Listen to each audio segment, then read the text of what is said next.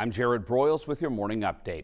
New this morning, Topeka police are investigating an officer-involved shooting that occurred late last night.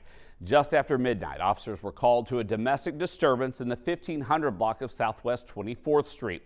When they arrived, police say a man fired shots from inside the home. Officers returned fire and the suspect eventually surrendered. No officers or civilians were hurt and a gun was recovered from the scene. The Kansas Bureau of Investigation is now handling the case. A Kansas woman was shot and killed Wednesday night in Washington, D.C. Overland Park native Sarah Milgram and her boyfriend, Yaron Lishinsky, an Israeli citizen, were shot outside the Capitol Jewish Museum. Both victims were employees at the Israeli embassy. A suspect is now in custody. Kansas Governor Laura Kelly and leaders in the State House and Senate all issued statements condemning the shooting and expressing condolences for the families. That's a look at some of your 13 News This Morning updates. Of course, you can always learn more at WIBW.com. But right now, let's check in with Daniel McDonald for a look at your full forecast.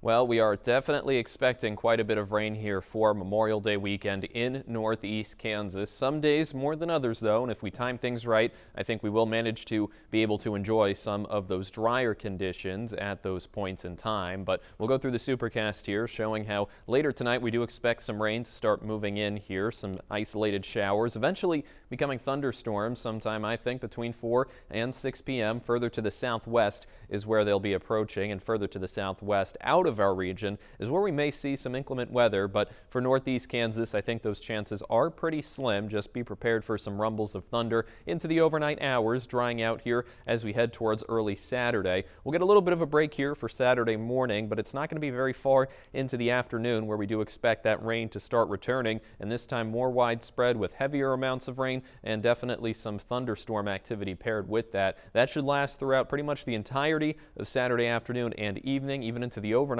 hours, and by Sunday morning we'll still have a little bit of rain lingering. But afternoon on Sunday, I think we're still going to be cloudy and we're still going to be cool in the lower 60s for high temperatures, but we will have a period of some dry time, possibly lasting all the way through around sunset. A little bit of rain overnight into Monday morning, but much of Monday on Memorial Day itself too, I think will end up being dry. So if we do have those outdoor activities planned, it's going to be Sunday and Monday that we're really going to want to try and shoot for. Again, severe weather is possible tonight, but it's really further off to the southwest, only containing a small sliver of our area. The same goes for tomorrow as well, but that risk even lower in the area. So for tonight, we will be somewhere in the 50s for those low temperatures with that rain, and then after that, we'll watch for continued cooling with rain sticking around.